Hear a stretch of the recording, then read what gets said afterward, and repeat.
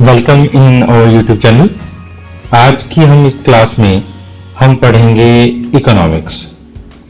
Plus two classes के लिए है ये इकोनॉमिक्स का एक topic. Micro economics. Micro economics में हम कुछ बेसिक कंसेप्ट पढ़ेंगे पहले। जो बेसिक कंसेप्ट हैं जो माइक्रो इकोनॉमिक्स से रिलेटेड हैं। तो हमारा आज का जो टॉपिक है वो है some basic concepts of macro economics. उस बेसिक कंसेप्ट में जो पहला कंसेप्ट है हमारे पास वो है गुड्स। गुड्स में हम क्लासिफिकेशन करेंगे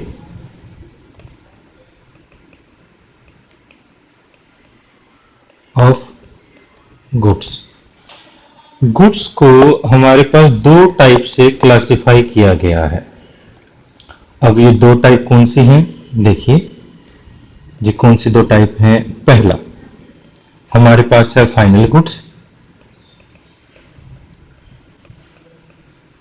और दूसरा हमारे पास है कंज्यूमेबल गुड्स। कंज्यूमेबल गुड्स को हम कंज्यूमर गुड्स भी बोलते हैं। फाइनल गुड्स और कंज्यूमेबल गुड्स। जो फाइनल गुड्स हैं इनको हमारे पास इनके साथ कुछ कंसेप्ट जुड़े हुए हैं। उन कंसेप्ट को समझने के लिए हमें एक एग्जांपल समझना पड़ेगा। मैं इसका एक छोटा सा एग्जांपल लेता हूं। देखिए एग्जांपल समझिए। फॉर एग्जाम्पल के तौर पर समझ लीजिए एक किसान, फार्मर। आसानी से समझाने वाला एग्जाम्पल मैं लेना चाहता हूं। एक किसान जो है वो चना जानते होंगे। चने की फसल उगाता है। जो चने की फसल उगाता है उसको वो बेच देता है। चने की ग्रीन, यहां पर ग्रीन चने हैं, हरे चने जो हैं उसको उगाता है और वो बेच देता है मंडी में। इसका जो कॉस्ट आई, इस फार्मर की जो कॉस्ट आई, मान लीजिए इसको 40 रुपए कॉस्ट पड़ी है सब लागतों के साथ, बट इसने जो सेल किया है वो 50 रुपए में किया है। तो ये 50 रुपए में इसके पास चलेंगे 50 रुपए में मंडी में। अब मंडी में ये क्या करेगा, जो सब्जी मंडी है उसमें जा रही है ये। अब यहां पर क्या होगा, यहां दो बातें होंगी। दो बातें क्या होंगी, कुछ कंज्यूमर यानी हाउस होल्डर इसे खरीद ले जाएंगे। घर पे वो खाना बनाने के काम आएगा। और कितने में खरीदा इस मंडी, मान लीजिए 60 रुपए में खरीदा। और हो सकता है कुछ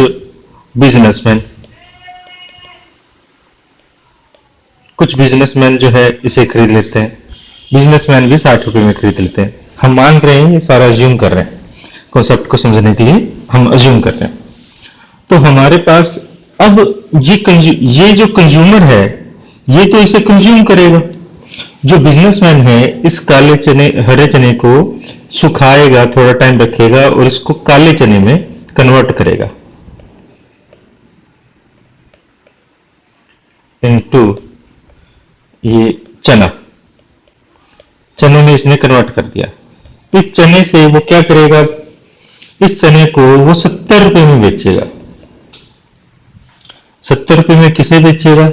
अब दो टाइप के लोग हैं यहां पर भी, एक है कंज्यूमर, एक है बिजनेसमैन। कंज्यूमर इसको क्या करेगा, ये हाउस होल्डर ही है। कंज्यूमर इसको ये कितने में बेच रहा है, यहां पर 70 रुपए में बेच रहा है। कंज्यूमर इसको क्या करेगा, कंज्यूम करेगा, घर पे सब्जी बना के खाएगा। जो बिजनेसमैन है इस काले चने से वो भूनेगा इसे, मान लीजिए अब वो भूनेगा इसे, और भून के जो चने नॉर्मली चबाए जाते हैं उसमें कन्वर्ट करेगा। अब इसके भी दो बातें होंगी। अब इससे क्या होगा, यहां पर चलो एक थोड़ा कन्वर्ट कर लेते हैं हम। यहां से वो इसकी चने से वो दाल बनाएगा, चने वाली दाल बनाएगा। अब जो चने वाली दाल है, चने वाली दाल भी दो काम आएगी। पहला, कंज्यूमर को, हाउस होल्डर को बेचने के काम आएगी, और दूसरी वो बिजनेसमैन को सेल करने के काम आएगी। यहां पर कितने में, क्योंकि दाल में कन्वर्ट किया है तो इसको ये 80 रुपए में बेचेगा। अब कीमत यहां पर 80 रुपए होगी। अब क्या होगा, अब बिजनेसमैन जो है इस दाल को, अब कुछ दाल ऐसी होगी जो कंज्यूमर को बेच दी जाएगी क्योंकि दाल सही है, कुछ दाल ऐसी होती है जो टूट फूट जाती है। अब कंज्यूमर को ये 80 रुपए में नहीं 90 रुपए में बेचेगा।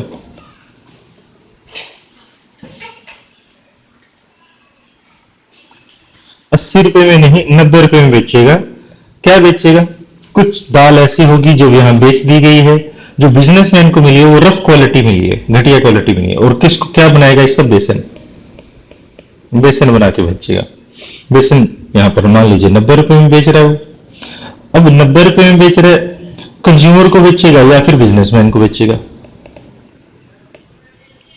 बिजनेसमैन यहां पर कौन है, कोई रेस्टोरेंट वाला है, कोई चाट वाला है, कोई पकोड़े वाला है।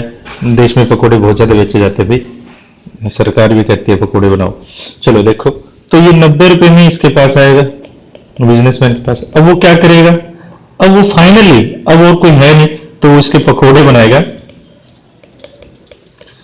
बनाएगा और ग्राहक को 100 रुपए किलोग्राम के भाव से बेच देगा। तो इस तरह से अगर हम एक बात देखें तो यहां पर जो ये कंज्यूमर है, ये फाइनल कंज्यूमर था हमारा, यहां पर ये फाइनल कंज्यूमर था, ये फाइनल कंज्यूमर था, ये फाइनल कंज्यूमर था, और ये भी फाइनल कंज्यूमर था। फाइनल कंज्यूमर वो है जो आगे प्रोडक्ट को बेचने के लिए नहीं खरीदता। इस प्रोडक्ट को जो खरीदता है वो सिर्फ और सिर्फ यूज करने के लिए खरीदता है, वो पर्सन हमारा फाइनल कंज्यूमर है। जो फाइनल कंज्यूमर है, अब क्योंकि ये गुड्स जो है,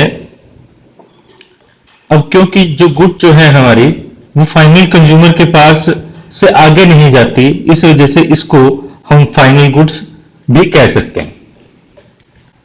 इन गुड्स को जो, अब क्या ये फाइनल गुड्स हमारी इंटरमीडिएट गुड्स नहीं हो सकती? बिल्कुल हो सकती है। यहां पर देख रहे हो जो चना है, किसी एक पर्सन के लिए वो हमारे पास जो चना है, इसके लिए वो फाइनल गुड्स है, ठीक है।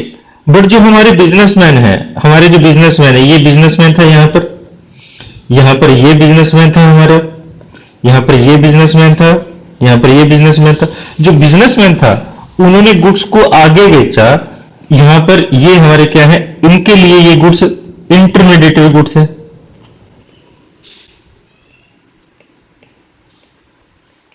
इनके लिए ये इंटरमीडिएट गुड्स है।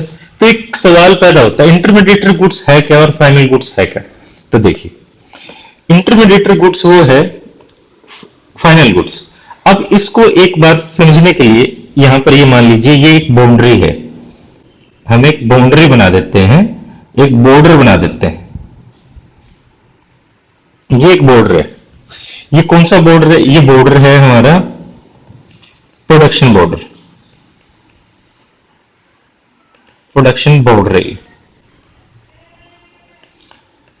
और ये प्रोडक्शन बॉर्डर जो है, मान लीजिए इसको ग्रीन कलर का बना देते हैं, ये प्रोडक्शन बॉर्डर है। अब जिस भी प्रोडक्ट ने प्रोडक्शन बॉर्डर क्रॉस कर लिया और वो फाइनल कंज्यूमर के पास चला गया, तो वो क्या है? फाइनल गुड्स है। और जिस भी प्रोडक्ट ने प्रोडक्शन बॉर्डर क्रॉस नहीं किया और वो किसके पास है? अभी भी प्रोड्यूसर के पास है, मींस उसमें वैल्यू एडिशन होना बाकी है। तो ये वैल्यू एडिशन क्या है? अब ये वैल्यू एडिशन होना बाकी है, वैल्यू एडिशन, इसमें वैल्यू एडिशन होना बाकी है। उस प्रोडक्ट को हम इंटरमीडिएट गुड्स बोल रहे हैं। तो वैल्यू एडिशन क्या है? देखिए, जो चना था ये 40 रुपए का था।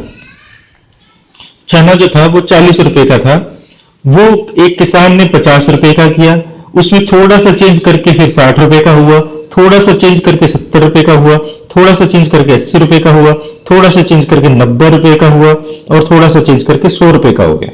इस तरह से जो पॉइंट टू पॉइंट हम चेंज करते जा रहे हैं इसकी वैल्यू में, वैल्यू 40 से ऐड होकर 10 ऐड हुआ 50 होगी, इसमें 10 ऐड हुआ 60 होगी, इसमें 10 ऐड हुआ 70 होगी, इसमें 10 ऐड हुआ 80 होगी, इसमें 10 ऐड हुआ 90 होगी, इसमें 10 ऐड हुआ 100 होगी।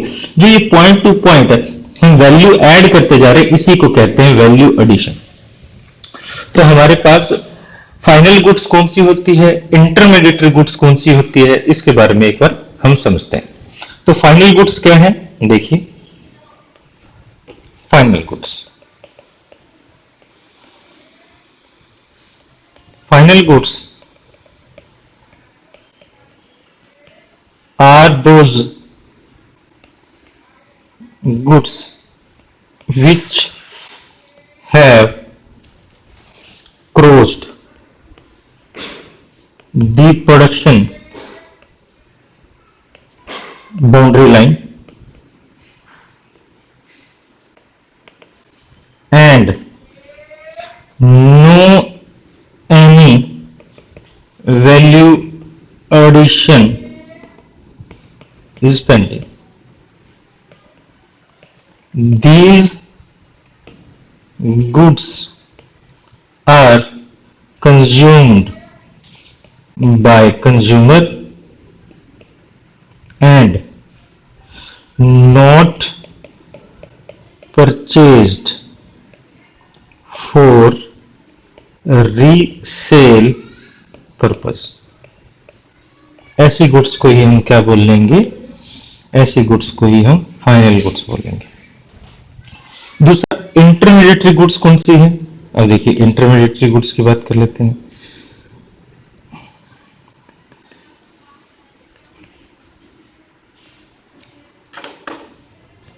Intermediate goods, intermediate goods are those goods which have not crossed production boundary line and yet value addition is in process, जिनका वैल्यू एडिशन प्रोसेस है, नॉट रेडी टू कंजप्शन।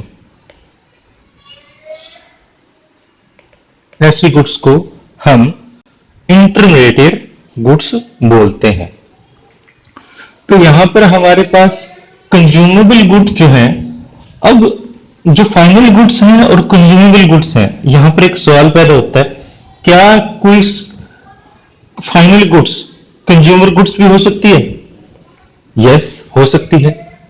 क्या हमारे पास कंज्यूमेबल गुड्स जो है वो final goods हो सकती है? बिल्कुल हो सकती है, अभी बात की। तो final goods, these are those goods which are cross the boundary line of the production and ready for the use of the final user। अब यहां पर हमारे पास जो फाइनल गुड्स हैं वो भी दो टाइप की हैं। एक है कंज्यूमर, अब जो हमने फाइनल गुड्स की बात की तो ये भी हमारे पास दो टाइप की हैं। कौन से दो टाइप की हैं? कंज्यूमर फाइनल गुड्स,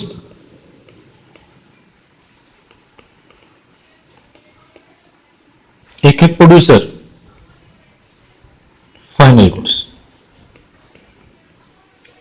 अब देखिए, इसको हम थोड़ा समझ लेते हैं। अब हमारे पास जो कंज्यूमर फाइनल गुड्स हैं और प्रोड्यूसर फाइनल गुड्स हैं, इसको थोड़ा सा समझ लेते हैं। कंज्यूमर फाइनल गुड्स कौन सी हैं? एक कंज्यूमर फाइनल गुड्स वो गुड्स हैं, जैसे हम कह सकते हैं ब्रेड, बटर, या फिर कोई भी फूड आइटम, क्लॉथ्स, ये सारी गुड्स जो हैं ये हमारी कंज्यूमर फाइनल गुड्स हैं। ये जो इसको कोई भी खरीदता है कंज्यूम करने के लिए खरीदता है।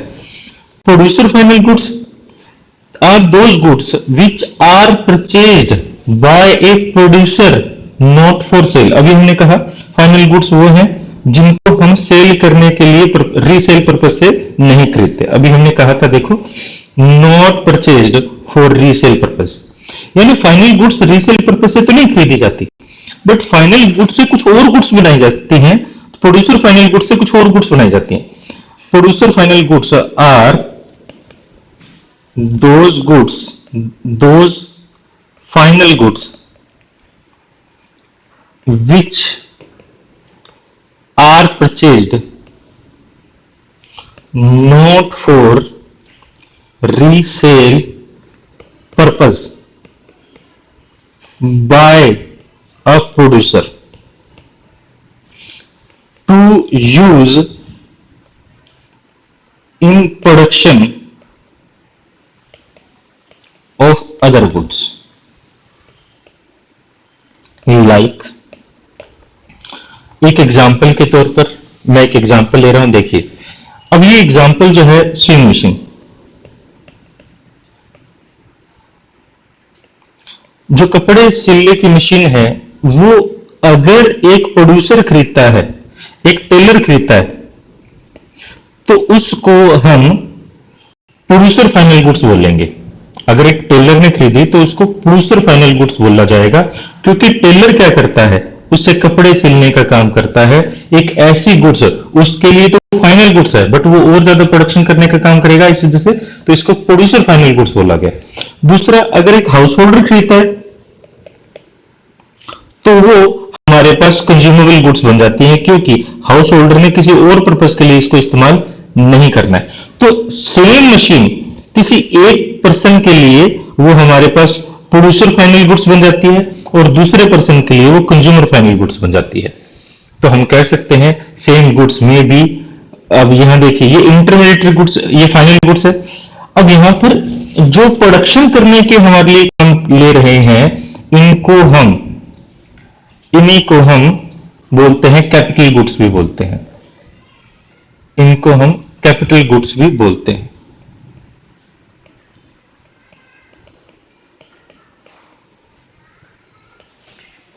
इन्हीं को हम कैपिटल गुड्स भी बोलते हैं। दूसरा, मेरे ख्याल से आपको ये चीज समझ आई होगी।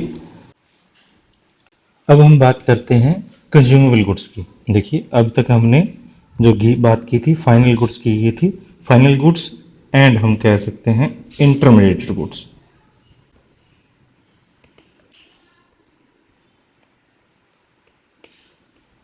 अब हम करते हैं कंज्यूमेबल गुड्स और कंज्यूमर गुड्स के बारे में बात। देखिए, कंज्यूमेबल गुड्स और कंज्यूमर गुड्स है क्या। कंज्यूमेबल गुड्स नाम से पता चलता है, जैसे हमने कोई चीज हम कंज्यूम करते हैं, खर्च करते हैं, तो हमारे पास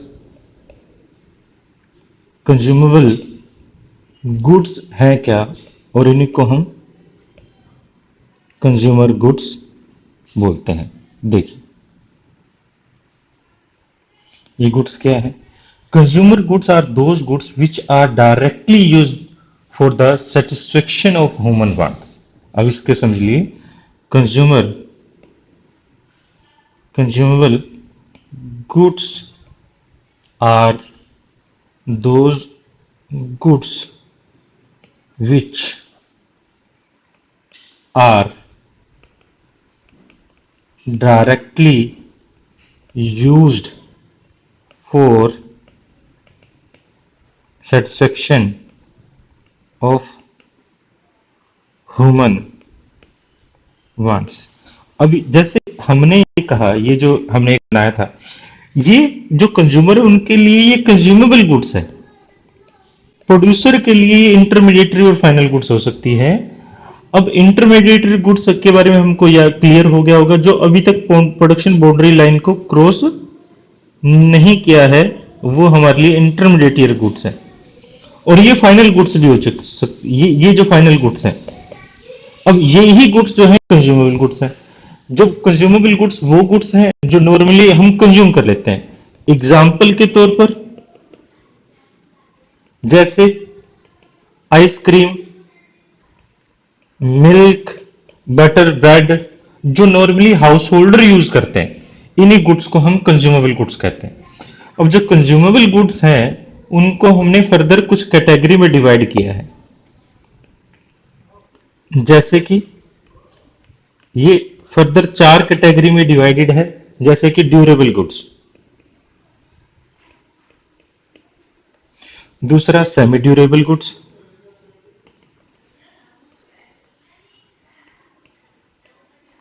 तीसरा नॉन ड्यूरेबल गुड्स,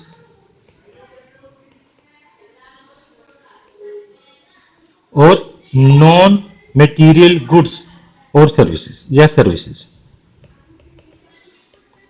अब सर्विसेज जो है इनमें से वो सबसे ज्यादा पेरिशेबल नेचर के। ये पेरिशेबल क्या होता है इसके बारे में थोड़ा सा समझ लेते हैं। ये पेरिशेबल होता क्या है? देखिए, पेरिशेबल पेरिशेबल गुड्स नॉर्मली हम वेजिस के लिए और फ्रूट्स फ्रूट्स के लिए यूज करते हैं। नॉर्मली वेजिटेबल और फ्रूट्स के लिए यूज करते हैं। Perishable goods are those goods, यानी बहुत ही जल्दी से 1 से 2 दिनों में जो रखे रहने से खराब हो जाती हैं, उन गुड्स को हम पेरिशेबल कहते हैं। ठीक है, तो ऐसी गुड्स को हम पेरिशेबल, यानी सर्विस भी देखा जाए तो वो पेरिशेबल नेचर की ही है। मान लीजिए एक प्लम्बर है, वो आपके घर आता है, आपको सर्विस देता है, आप वो चला जाता है, वो फीस चार्ज करता है। अब वो अगर वो ठीक थोड़े दिन बाद वो ठीक ना हो, या फिर कल ही मान लीजिए 1 दिन बाद ही जो प्लम्बर ने काम किया वो खराब हो जाए किसी और वजह से, तो प्लम्बर क्या आने के बाद दोबारा से फ्री में करेगा काम? नहीं। तो जो उसकी सर्विसेज है वो उसके घर से जाते ही वो उसकी सर्विस खत्म हो चुकी है। तो हम कह सकते हैं सर्विसेज पेरिशेबल नेचर की होती है। तो हम अब इन सभी चीजों को थोड़ा थोड़ा करके हम पढ़ते हैं। सबसे पहले durable goods. Durable goods Durable consumable goods are those goods which can be used for several years, are rare to related high value, जिनकी वैल्यू जो है वो नाम से ही पता चल रहा है ड्यूरेबल गुड्स है। जैसे वो है तो कंज्यूम, मान लीजिए मैंने खरीदा है, एक साइकिल खरीदी है, वो मैंने पर्सनल यूज करने के लिए खरीदी है, उसको रीसेल करने के लिए नहीं खरीदा, तो वो कंज्यूमेबल गुड्स है। बट वो कंज्यूमेबल किस नेचर की है? वो कंज्यूमेबल में ड्यूरेबल नेचर की है। ड्यूरेबल का मतलब ये हुआ कि वो ज्यादा लंबे टाइम तक यूज की जाएगी। जैसे हम कह सकते हैं कार, जैसे हम कह सकते हैं स्कूटर, जैसे हम कह सकते हैं वॉशिंग मशीन, एक्सेट्रा। ऐसे गुड्स हमारे पास काफी बार 7 to 8 years भी चल जाती हैं। ऐसी गुड्स को हम क्या कहेंगे? Durable goods. तो ड्यूरेबल गुड्स क्या है लिख देता हूं मैं यहां पर, are those goods which can be used for several years and are of relatively high value। यहां पर ध्यान देने वाली बात है relatively high value. Relatively high value का मतलब यहां पर देखिए, अब इससे हमारे पास सेमी ड्यूरेबल गुड्स से इसका क्लियर होगा। अब नॉर्मली होता क्या है, आपने जो कार खरीदी वो बहुत ही महंगी चीज है, स्कूटर महंगी चीज है, एक वॉशिंग मशीन भी महंगी चीज है। आप सोचते होंगे कि सर मेरे पास तो शर्ट है, वो शर्ट भी मेरे 6 साल से चल रही है, तो क्या वो भी ड्यूरेबल गुड्स है? नहीं, वो ड्यूरेबल गुड्स नहीं है, वो सेमी ड्यूरेबल गुड्स है। अब सेमी ड्यूरेबल गुड्स कौन सी होती है? सेमी ड्यूरेबल गुड्स भी ऐसी होती हैं, वो सेवरल ईयर्स वो भी चलती हैं, बट वो थोड़ा सा कम चलती है, या कह सकते हो 1 साल से थोड़ा ज्यादा चलती हैं। बट उनकी जो वैल्यू होती है वो कम होती है, रिलेटिवली वैल्यू जो उनकी कम होती है। जैसे कपड़े, सेमी ड्यूरेबल गुड्स क्या हुआ फिर? तो semi durable goods are those goods which can be used for a period of one or slightly more, like हम कह सकते हैं क्लोथ्स, जैसे थोड़ा कुछ फर्नीचर, प्लास्टिक का फर्नीचर होता है, जैसे crockery, electric goods.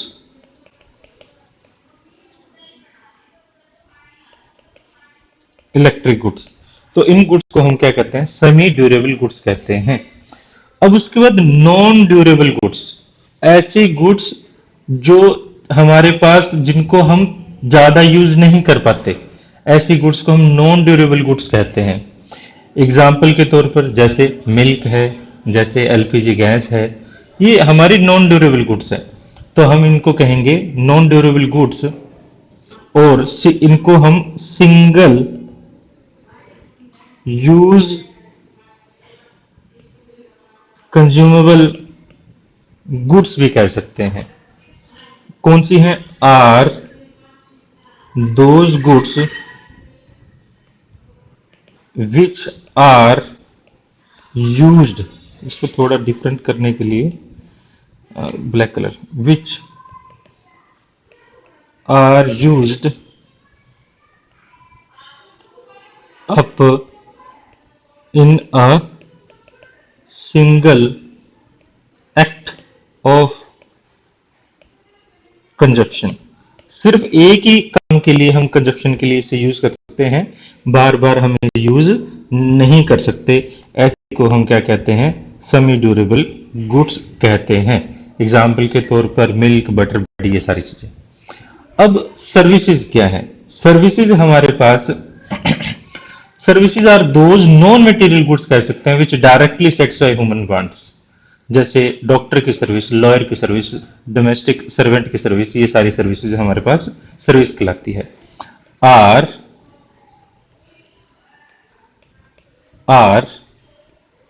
Those non material goods which directly satisfy human wants.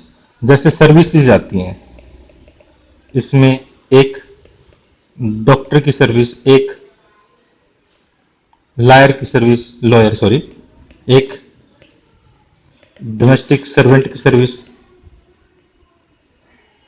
Etcetera. ये घर का नौकर जो होता है उसको डोमेस्टिक सर्वेंट कहते हैं। ये सारी सर्विसेज हमारे पास इसमें आती हैं।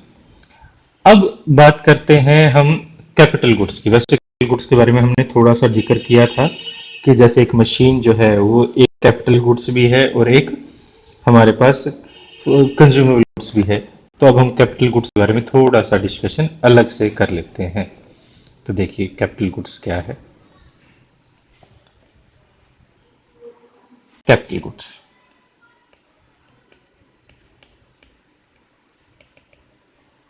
Capital goods are fixed asset, इसको हम फिक्स्ड एसेट भी बोलते हैं। जैसे प्लांट है, मशीनरी है, इसके एग्जाम्पल हैं। इन गुड्स को हम किसी और प्रोडक्शन करने के काम करते हैं। यहां पर जो ये है, अब ध्यान देने वाली बात ये है, ये या तो रिप्लेस करेंगी कैपिटल स्टॉक को और हमारे पास एडिशनल कैपिटल स्टॉक होगा। अब इसको समझते हैं, इसको देखो, पहले मैं लिख देता हूं फिर इसको समझ लेते हैं। Capital goods are those assets of the producer, जैसे कि प्लांट एंड मशीनरी, जैसे कि प्लांट और machinery. These goods are used, these goods are used by producer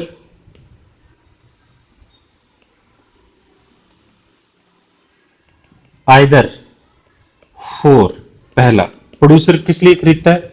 the replacement of capital stock,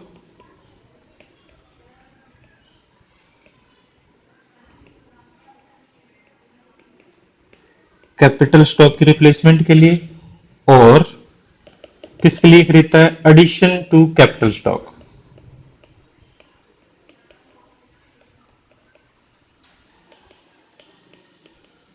देखो, प्रोड्यूसर दो पर्पज से खरीदता है ऐसे, या तो वो अपने कैपिटल स्टॉक को पहले से बदलना चाहता है, पहले वाला कैपिटल स्टॉक उसका खराब हो गया किसी भी रीजन से, या फिर वो और ज्यादा कैपिटल स्टॉक, और ज्यादा मशीनें, और ज्यादा प्रोडक्शन बढ़ाने के लिए करना चाहता है। ऐसी गुड्स, ऐसी एसेट को, या वो प्लांट मशीनरी हो सकती है, ऐसी गुड्स को हम खरीदते हैं, वो सारी गुड्स हमारी क्या कहलाती हैं? कैपिटल गुड्स कहलाती हैं। तो हमारे पास capital goods are fix asset of the producer, as fix asset capital goods are rapidly used in production process for several years and high value, इनकी वैल्यू भी जो होती है बहुत ही हाई होती है हमारे पास। Even those are not capital, अब कुछ चीजें ऐसी होती हैं, कहते हैं सर क्या ये जो हम नट बोल्ट है ये भी हमारे लिए कैपिटल एसेट्स है? नहीं। अब ध्यान देने वाली बात यह है कि नट बोल्ट जो है इस मशीनरी के साथ बेशक से अटैच्ड हैं, बट उनकी जो वैल्यू है, अब इनके अंदर दो कंपोनेंट हैं, दो बातें हैं। इसका करेक्टरिस्टिक की बात करें तो इसमें करेक्टरिस्टिक में दो बातें हैं। पहला, हाई इन वैल्यू, दूसरा वैल्यू में हाई है। पहला जो है वैल्यू में हाई होने के बाद ये सेवरल ईयर्स के लिए यूज किया जाएगा, सेवरल ईयर्स, और प्रोडक्शन प्रोसेस में यूज किया जाएगा। अब जो नट बोल्ट्स हैं हमारे पास, जिसको हम नट्स एंड हम कहते हैं बोल्ट्स, क्या ये भी हमारी एसेट है? क्या ये हमारी एसेट है? इसको कहेंगे नो, ये हमारी एसेट नहीं है। क्यों नहीं है? क्या ये वैल्यू में हाई है? नहीं है। ये सेवरल स्केल चलेंगे? हाँ जी चलेंगे। क्या प्रोडक्शन प्रोसेस में यूज हो रहे हैं? नट बोल्ट नहीं हो रहे, वो पूरी मशीनरी यूज हो रही है, तो हम इनको एसेट में नहीं मानेंगे। बेशक से उस मशीन का पार्ट है, उस टोटल मशीन को हम एसेट मान रहे हैं, अलग अलग से इनको स्पेयर पार्ट्स कर दें तो उसको एसेट्स नहीं मान रहे हैं। तो हमारे पास इस बात का ध्यान रखें, कैपिटल गुड्स के अंदर ये चीजें आती हैं। तो मिलते हैं किसी और वीडियो में, जब तक के लिए थैंक यू, और सब्सक्राइब करें हमारे चैनल को और बेल आइकन प्रेस करें